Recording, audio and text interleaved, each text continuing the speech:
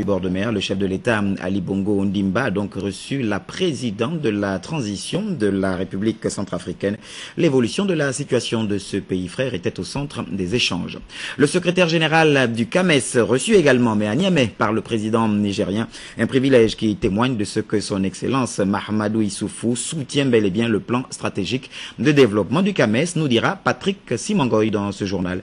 Et puis, Mobile Dan, désormais ouvert au public, la présentation de ce nouveau service a été faite conjointement par la SEEG et la BICIG au cours d'une conférence de presse. Merci en tout cas pour votre confiance renouvelée. Mesdames, Messieurs, bonsoir et surtout bon confort d'écoute. Le président de la République, chef de l'État, Ali Bongo Ondimba, je vous le disais, a donc reçu la présidente de la transition de la République centrafricaine, Catherine Samba Panza. Au menu des échanges, bien sûr, l'évolution de la situation en RCA. Le compte-rendu de la presse présidentielle.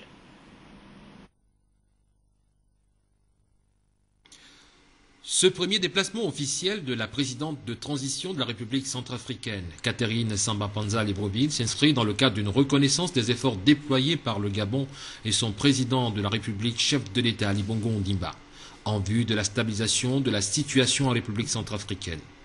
Le tête-à-tête entre les deux chefs d'État a constitué une opportunité pour magnifier l'amitié profonde qui existe entre le Gabon et la Centrafrique. Le chef de l'État de transition, Catherine Samba Panza, a fait le point de la situation sécuritaire, humanitaire et économique de son pays au président de la République, chef de l'État Ali Bongo Ondimba, président en exercice de la CEMAC. C'est une visite fraternelle que j'ai voulu rendre à mon frère président Ali Bongo sur son invitation, parce que le Gabon a toujours été impliqué dans la résolution de la crise centrafricaine, notamment de la dernière crise. Le président Ali Bongo a suivi le pas de M. Omar Bongo Ondimba, qui s'est toujours impliqué également dans la résolution de la crise centrafricaine. Il était également indiqué que je vienne voir Monsieur le Président pour recueillir auprès de lui des conseils avisés compte tenu de son expérience dans le domaine de la gestion de la chose de l'État. Voilà, ça a été des discussions très fraternelles, mais également ces discussions ont porté sur la marche de l'État centrafricain, sur la situation sécuritaire, humanitaire et les stratégies de relance un peu de l'administration et de l'économie de ce pays. Très impliqué dans la recherche des solutions au conflit armé qui a malheureusement pris aujourd'hui un caractère interconfessionnel, le président de la République, chef de l'État Ali Bongo Ondimba, a réaffirmé l'engagement du Gabon aux côtés des autres États pour trouver une solution pacifique. Nous sommes impliqués en République centrafricaine aux côtés de nos frères et sœurs depuis maintenant très longtemps.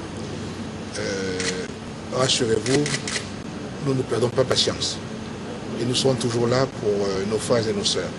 Il faut savoir tirer les enseignements du passé et voir pourquoi nous ne sommes pas arrivés à une paix durable. Ce sont les objectifs que nous sommes fixés maintenant. Donc ça veut dire avec Madame la Présidente et nous autres chefs d'État, nous voulons être pragmatiques, concrets, réalistes et voir ce qui doit marcher et faire en sorte que ça puisse marcher de manière durable. Il est bon que tout le monde puisse être convaincu qu'il n'y a pas d'issue militaire au conflit. Personne ne pourra gagner prendre le pas sur l'autre par les armes. Ceux qui ont toujours préconisé cette voie sont partis de la même manière. Donc c'est clair que ce n'est pas la solution. Et c'est ce que nous souhaitons que tous nos frères et sœurs puissent comprendre, se retrouver autour d'une table et puis réellement mettre là les fondements d'une paix qui soit solide, durable et au profit des populations. L'urgence maintenant pour nous, c'est effectivement de faire en sorte que les violences cessent et que la vie, le cours normal des activités puisse reprendre. Et que enfin Madame puisse, avec le concours de tous, mais surtout déjà avec tous les responsables centrafricains, mettre sur pied une administration qui fonctionne. Car il est très difficile de pouvoir organiser un pays si l'administration elle-même est inexistante.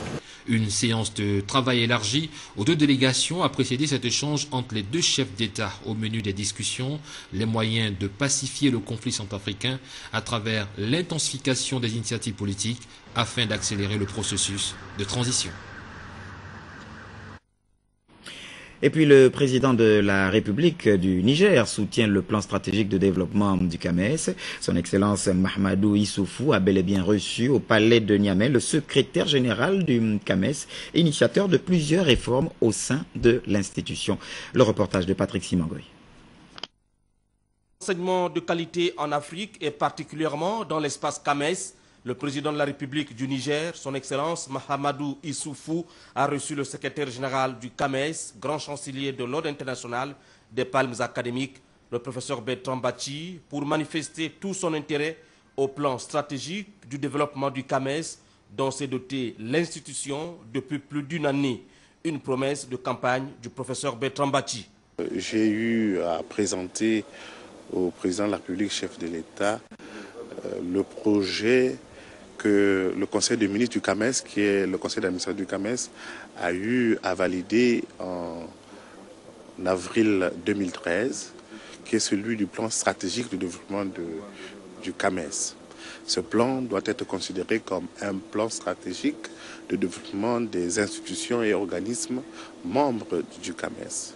Et je voulais tout simplement enfoncer une porte ouverte en disant à Monsieur le Président de la République que le développement se faisant par la recherche et l'enseignement supérieur, il est tout à fait indiqué que ce plan-là puisse accompagner les ambitions légitimes des États à devenir émergents, des États à devenir de manière durable l'avenir du monde, comme les Occidentaux le disent de plus en plus.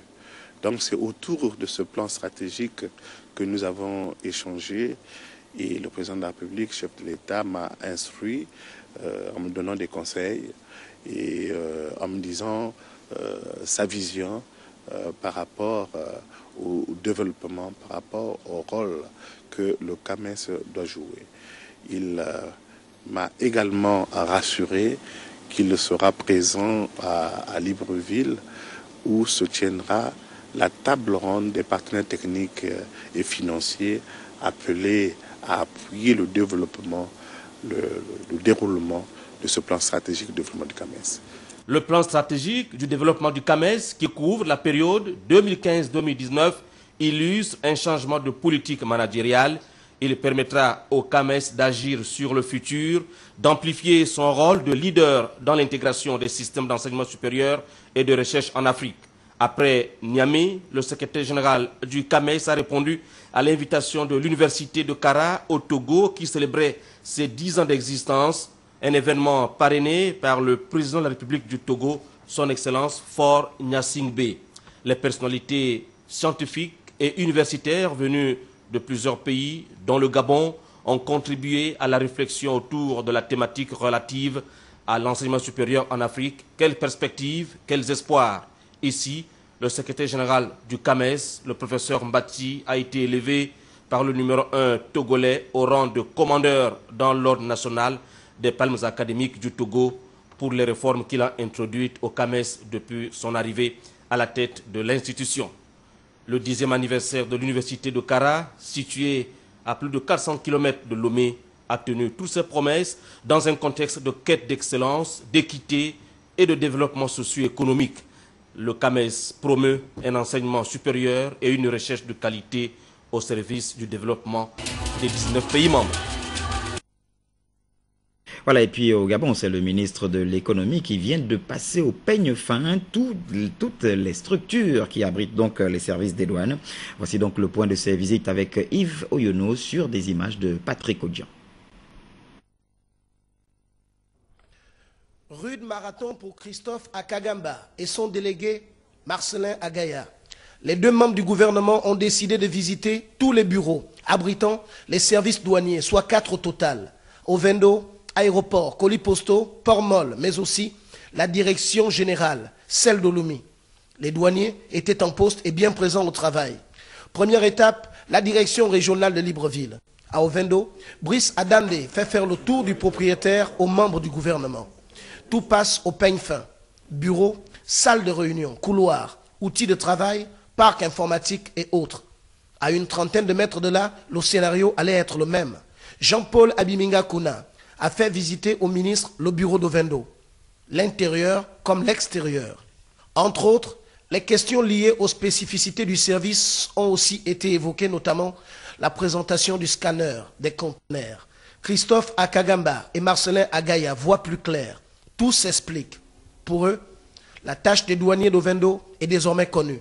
Ils ont compris comment ça fonctionne. Finalement, c'est pas sorcier, c'est réel. Suite logique, le bureau de douane aéroportuaire. Là aussi, même scénario. L'amélioration des conditions de travail s'impose. Il faut un coup de fouet à la machine. L'environnement professionnel des douaniers n'est pas toujours comme certains pourraient le croire. Avant la boucle, à la direction générale de l'OLUMI, la direction générale du contentieux et fraude fut visitée, et même les colis postaux. C'était assez pour s'asseoir enfin, afin de faire une synthèse de cette grande mission d'évaluation de l'existant et du manquant.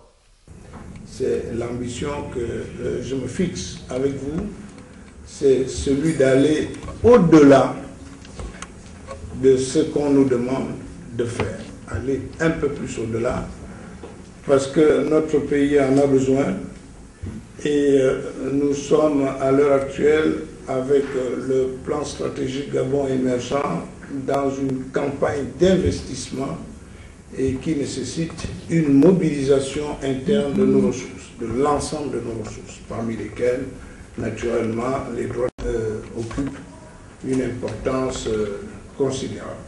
Avec les douaniers, l'essentiel lié au fonctionnement du service et la question des fonds communs fut abordée aussi.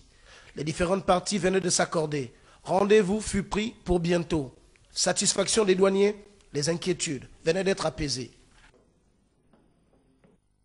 Voilà, et puis intense activité également du côté du CES, le Conseil économique et social, où le président de l'institution, Paul Biyogemba, a reçu le ministre Alexandre Tapoyo, ministre des Droits humains. Compte rendu. Au sortir de sa nomination au sein du gouvernement dirigé par le professeur Daniel Onando, Alexandre Tapoyo, ministre des Droits humains, de l'égalité des chances et des Gabonais de l'étranger, a jugé opportun de venir se présenter auprès du président du Conseil économique et social, Paul Biyogemba, et également se recueillir de ses avis et conseils sur le sacerdoce ministériel.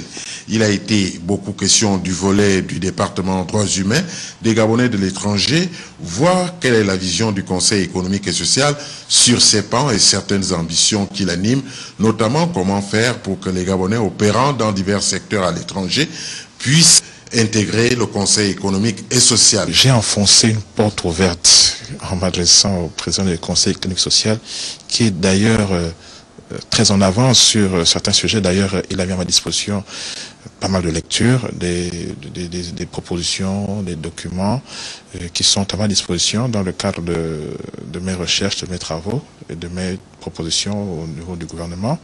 Il est totalement d'accord à la participation des Gabonais de l'étranger au sein du Conseil économique social. Il nous reste tout simplement de définir les quotas et les modes pour permettre à ceux qui ont des entreprises à l'étranger de venir s'exprimer, ceux qui évoluent dans le secteur industriel ou économique d'être là. Nous avons parlé de certains exemples, des cas concrets de Gabonais qui donneraient des complexes à certains patrons ici, ils n'ont pas du tout envié les majors ici, ils sont bien installés, ils sont propriétaires de leurs propres entreprises et ils s'expriment très bien en tenant la dragée haute à dans leur pays d'accueil. Pour le ministre Alexandre Tapoyo, l'égalité des chances ne doit pas être un vain mot, non seulement pour les Gabonais résidant au Gabon, mais aussi pour ceux vivant à l'étranger qui ont un patriotisme suffisant pouvant permettre d'atteindre l'émergence souhaitée par le chef de l'État. Et puis dans l'actualité, cette séance de travail également au ministère des Mines, de l'Industrie chargé du tourisme. Un échange plutôt fructueux auquel prenait part d'ailleurs le vice-premier ministre mauricien après son tête-à-tête à la présidence de la République. Le reportage de Biwagou Mikala, Michel John Boudégan de notre rédaction. En recevant son hôte à la faveur d'une séance de travail, le ministre des Mines, de l'Industrie et du Tourisme a édifié le vice-premier ministre mauricien sur les piliers qui sous-tendent la politique de l'émergence prôné par le président de la République, Ali Bongo Ondimba. En tant que ministre des Mines, j'ai l'obligation de préserver le développement durable. Il ne faut pas que l'exploitation minière se fasse dans les ordres. Donc tout cela devait pousser vers donc, un développement intensif axé l'économie gabonaise. Gabon de service, avec le tourisme, avec l'industrie, les mines encore, nous retrouvons là-dessus.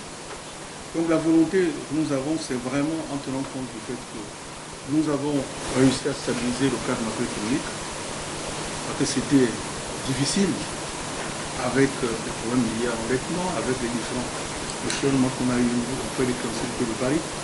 Mais depuis 2007, nous avons fait notre opération buyback, nous sommes sortis du cœur de Paris. Donc le Gabon a réussi à ramener son niveau de dette à un niveau soutenable. Le vice-premier ministre de Maurice s'est réjoui de l'excellence de liens de coopération qui unissent notre pays, le Gabon, et l'île Maurice, tout en exprimant sa volonté de voir ces derniers se renforcer davantage. Nous voulons étendre la coopération entre les deux pays, mais non seulement au niveau gouvernement-gouvernement, mais aussi secteur privé. Et donc, les membres du secteur privé mauricien ont rencontré leurs homologues ici à Libreville hier et aujourd'hui. Et nous espérons donc que ces rencontres vont déboucher vers des vrais partenariats. J'ai rencontré aujourd'hui aussi mon ami Régis Simongo, ministre des Mines, de l'Industrie et du Tourisme. Nous avons des dossiers en commun, dont le tourisme, dont l'industrialisation. Nous avons à Maurice une forte expérience dans le textile, par exemple, mais aussi dans le seafood et bien sûr dans le tourisme. Et nous sommes très disposés à mettre l'expérience que l'île Maurice a connue dans ces domaines à la disposition des Gabonais pour qu'on puisse ensemble développer ces deux secteurs. En remettant une documentation fournie sur le plan du tourisme au vice-premier ministre mauricien, le ministre gabonais en charge du tourisme manifeste sa volonté de voir le Gabon bénéficier de l'expérience et de l'expertise de ce pays ami dans ce domaine. Et puis le commandant en chef de la police nationale, le général Léon Mistoul, a reçu en audience le président en exercice du comité consultatif des polices d'Afrique centrale, Charles Bisengimana, a donc échangé avec Léon Mistoul sur des questions de lutte contre la criminalité en Afrique centrale. Le reportage de Jeanne Minko, les images de Victor Mundunga. Charles Bisengimana Roukira, commissaire général de la police nationale de la RDC, en sa qualité de président du CCPAC, était accompagné d'une forte délégation.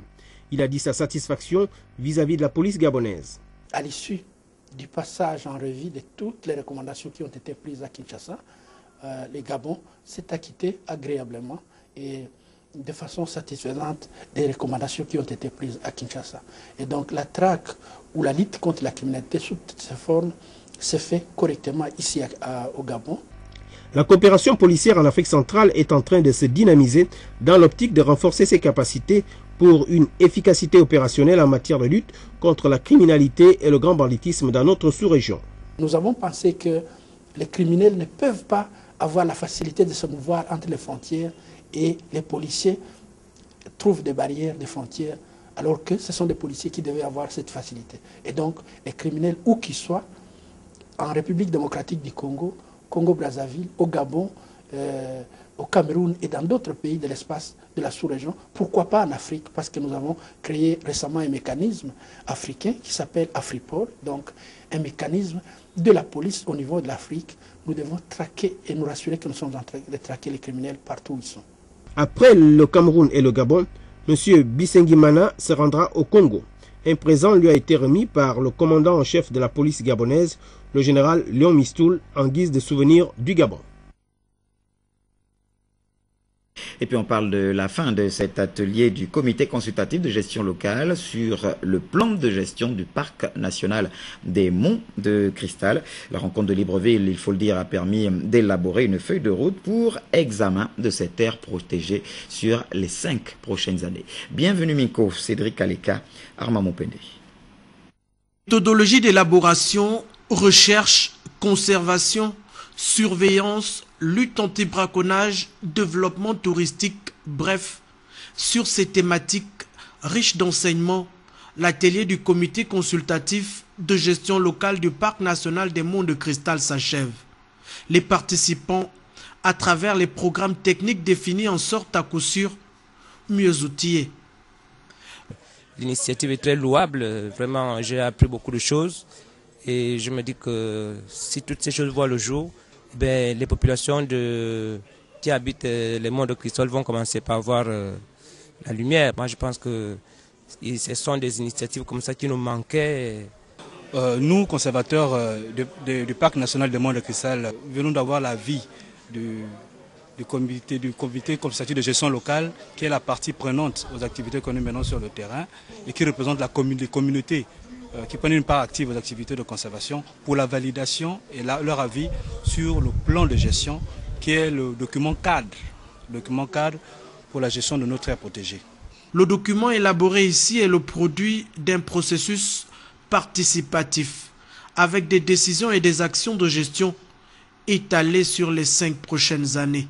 Parmi ces recommandations, nous notons l'organisation et la planification spatiale des activités agricoles, l'engagement et la responsabilité des exploitations forestières dans le cadre du rapprochement des éléphants vers les villages par des taxes qui pourraient servir de compensation pour les communautés victimes de dévastation et de plantation, mettre en place un fonds d'investissement départemental pour les populations afin d'améliorer leur bien-être, mettre des taxes en place pour l'activité liée à l'orpaillage, contribuer à la réduction du chômage à travers la création d'emplois dans le secteur touristique. Avec l'adhésion des populations locales, le Parc national des Monts de Cristal veut donc se donner les moyens d'apporter sa contribution à l'effort de développement national. Et puis la SEG et la BICIG ont procédé au lancement officiel du service MobileDan, désormais ouvert au public. La présentation de ce nouveau service a donc été faite conjointement par les deux entreprises au cours d'une conférence de presse à laquelle prenaient part Teclair Mekumovono et Victor Mundunga de notre rédaction. Le service MobileDan, fruit d'un partenariat judicieux entre la SEG et la BICIG, devrait connaître une expansion sans précédent, étant donné ses aspects pratiques et rapides. Avec l'ouverture du service MobileDan, c'est un nouveau pas qui est franchi dans cette direction, comme il va être démontré dans un instant, et nous reviendrons donc sur les avantages de ce nouveau service qui est aujourd'hui disponible au profit de nos abonnés EDAN. Je souhaiterais conclure en ajoutant que la SEG est actuellement engagée dans un chantier majeur de renouvellement de son système d'information qui permettra avant la fin de l'année 2014 de réaliser de nouvelles avancées importantes en matière de service aux clients. Au service MobileDan, disponible dans tout genre de téléphone mobile, tout opérateur de téléphonie mobile confondu, l'on doit au préalable souscrire au service BICIG Mobile gratuit avec une pièce d'identité et communiquer son numéro de téléphone. La solution BICIG Mobile qui nous réunit ce matin, lancée en décembre 2012, a la particularité d'être à la fois un service innovant, un compte de monnaie électronique qui permet d'accéder à un grand nombre de services financiers tels que les dépôts et retraits d'espèces, tous les types de transferts domestiques, de compte à compte ouvert un tiers sans compte, le paiement chez les commerçants, le règlement des factures et même le paiement des salaires. Tout cela, rien qu'en utilisant son téléphone portable, un véritable substitut du compte bancaire. La particularité de notre solution est d'être multi-opérateur, donc accessible à tous avec son propre téléphone, quel que soit son modèle, et ne nécessite aucune transformation du téléphone, encore moins l'installation d'un logiciel. Enfin, le souscripteur BICIG Mobile ne doit même pas avoir un compte bancaire à la BICIG. Désormais, le service MobileDan est ouvert au public, disponible 24 heures sur 24, 7 jours sur 7, on peut acheter des unités EDAN pour soi ou pour le compteur d'un tiers. La formule est simple, souscrire à Bisig Mobile, créditer son téléphone portable de monnaie électronique, dans le menu de votre portable, choisir le service mobile EDAN et suivre les instructions. Au final, un SMS vous informe du code de recharge de vos unités EDAN, transaction sécurisée qui évite le déplacement du client et accessible sur la quasi-totalité du territoire national. Et puis sur un tout autre plan, peut-être la fin du calvaire pour les populations de certains quartiers de Libreville, à l'image de Bel Air Transfo, où certains usagers sont coupés en eau depuis plus de 2 mois maintenant pour raison de manque de pression. Eh bien ce soir, ce communiqué de presse émanant du service de communication de la SEG, s'agissant donc de l'augmentation de l'approvisionnement en eau de Libreville. Je m'en vais vous le lire. Face au déficit en eau de l'agglomération de Libreville, le ministère de l'Énergie et des Ressources hydrauliques et la SEG ont engagé des travaux visant à améliorer de façon significative l'approvisionnement en eau de la ville de Libreville. Pour rendre opérationnel ce dispositif, la SEG, en accord avec le ministère de l'Énergie et des Ressources hydrauliques, effectuera donc une coupure d'eau en vue de permettre le maillage des conduites DN 1000 mm et DN 1200 mm dès la sortie de l'usine de Ntoum. Ces travaux se dérouleront demain, mercredi 19 mars 2014, de 6h à 20h et occasionneront des manques d'eau importants dans la ville. Le retour à une alimentation normale se fera donc progressivement dans la journée du 20 mars et les travaux relatifs à l'amélioration de l'approvisionnement en eau de Libreville se poursuivront jusqu'au mois de mai 2014. La SEG invite donc sa clientèle et les populations à faire des réserves d'eau afin de limiter la gêne résultant de la pénurie d'eau durant les travaux. On parle de la vie des entreprises à présent pour parler justement des activités de la Comilogue, la compagnie minière de Logoué qui vient donc d'inaugurer une carrière du côté de Mvengue et également une station de concassage à Mwanda. Ces 2 unités de production qui s'inscrivent donc dans le cadre du projet des carrières pour le complexe métallurgique de Mwanda. Le reportage donc de Gabon Télévision, Franceville, Jacob Mukwangi, Francis Lembumba. Située à environ 8 km au sud-est du village Mvengue, département de l'Ampassa, la carrière de quartz, qui est une roche constituée de silice, sera exploitée sur une surface de 4,84 hectares avec très peu de découvertes, la roche étant affleurante comme on peut le voir ici. Didier Auriol, adjoint au directeur du complexe métallurgique de Mwanda. Donc avec ce démarrage de la carrière de Mvengue, c'est le complexe métallurgique de Mwanda qui commence à se mettre en œuvre. La quantité annuelle qui sera extraite de la carrière est à peu près de 32 000 tonnes par an. Et la logistique entre la carrière et le C2M donc, se fera par roulage, à peu près de 6 à 8 camions par jour. Riche à plus de 95% de silice avec des propriétés thermomécaniques nécessaires pour la fabrication du silico-manganèse au four électrique, le matériau brut extrait de Mvengue sera acheminé dans cette station pour concassage. Didier Auriol. Les matériaux traités par jour sont à peu près de 500 tonnes. Les camions qui arriveront sur le site représenteront à peu près 13 à 17 camions par jour. À peu près 3 ou 4 camions par jour en provenance de Mvengue sur 2 rotations et 7 à 9 camions par jour en provenance de la Sourville. Avec le lancement de ce projet, c'est le pilier Gabon industriel de la politique du président de la République, chef de l'État, Ali Bongo Ondimba, qui est mis en branle. Barnabé Bangalivois, préfet de l'Ampassa, gouverneur empêché. Le chef d'État, Ali Bongo Ondimba, avait décidé que les matériaux, les produits exploités au Gabon, la définition se passe ici sur place. Le Gabon de l'émergence de la marche. Confié à l'entreprise Sokoba, l'exploitation du quartz de Mvengue a une durée de vie estimée à 30 ans.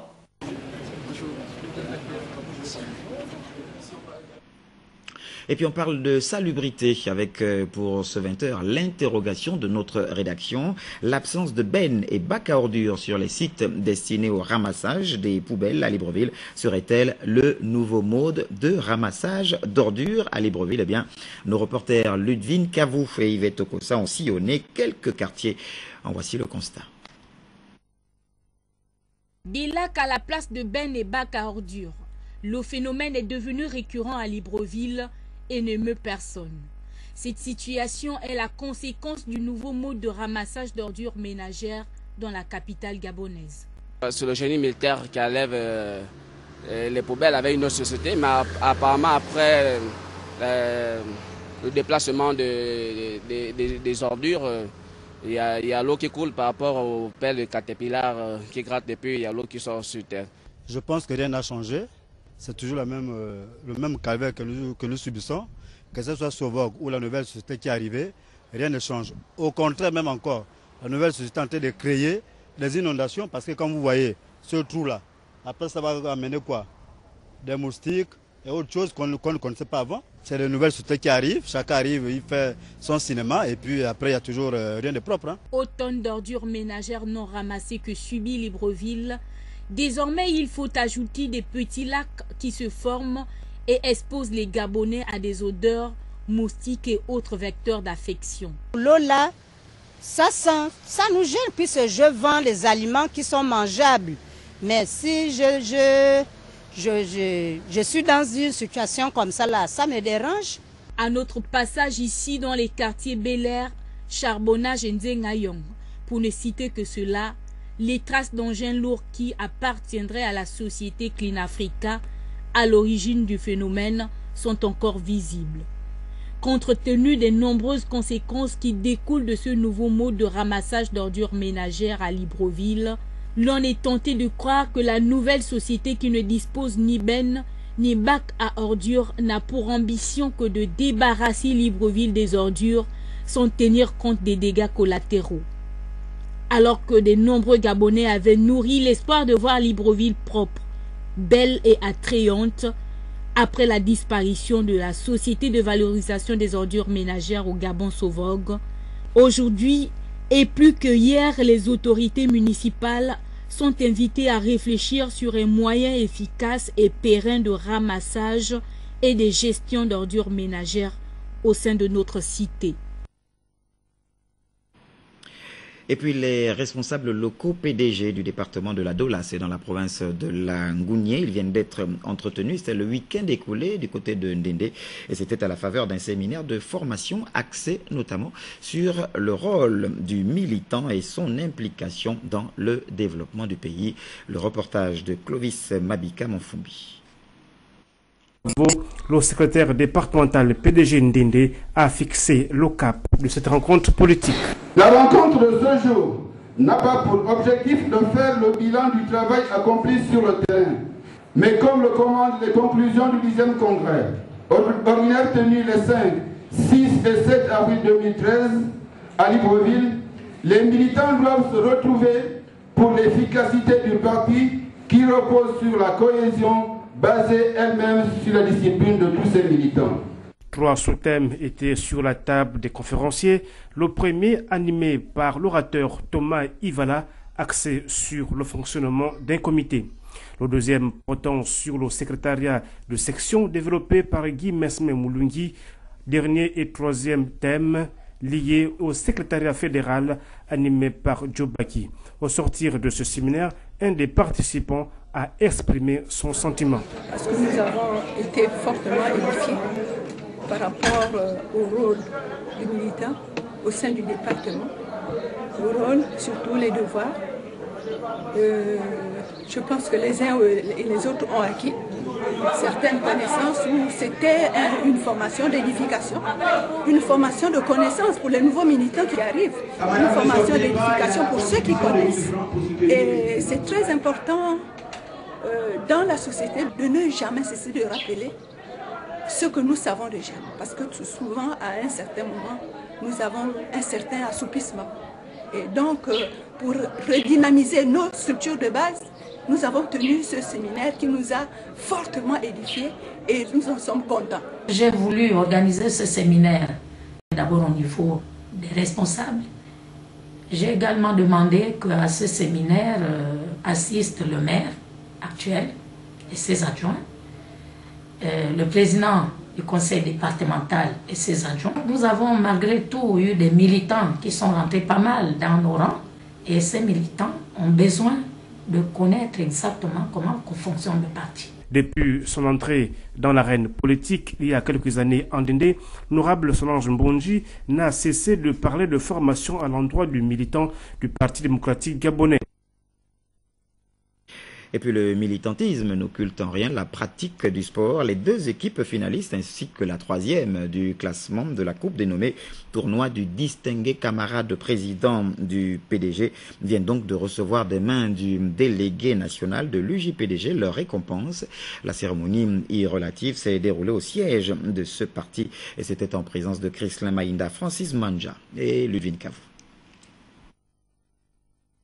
Pour une phase d'expérimentation, le tournoi dénommé Coupe du distingué camarade président du PDG, organisé par les jeunes de ce parti, a été un pari réussi. Après avoir drainé plus de 5000 jeunes dimanche dernier au stade de Nzengayong, le tournoi continue de faire parler de lui. Ici au siège du PDG, organisateurs et participants célèbrent le sport à travers la remise de ces enveloppes. Ce sont au total 3,5 millions de francs CFA qui ont été partagés entre les deux finalistes et le troisième au classement de ce championnat. À travers le sport, on cultive non seulement l'excellence, on cultive la responsabilité, on cultive la discipline, on cultive la rage de vaincre. Et justement, cette rage de vaincre, elle est importante aujourd'hui pour notre jeunesse parce qu'il faudrait qu'elle s'approprie les armes qui feront d'elle une actrice incontournable de la société gabonaise. Le sport, et notamment le football, vient à travers l'organisation réussie de ce tournoi confirmer son rôle de fédérateur. Avec pour mission, entre autres, rassembler et inculquer les valeurs de responsabilité à la jeunesse. L'UJPDG, sous l'impulsion du président de son parti, entend étendre et pérenniser ce tournoi. C'était un coup d'essai qui a été transformé en coup de maître. Je ne fais que reprendre les termes de toutes les personnalités qui ont félicité cette initiative, mais pour leur dire que l'année prochaine, la compétition sera ouverte à l'ensemble des jeunes des 9 provinces du Gabon.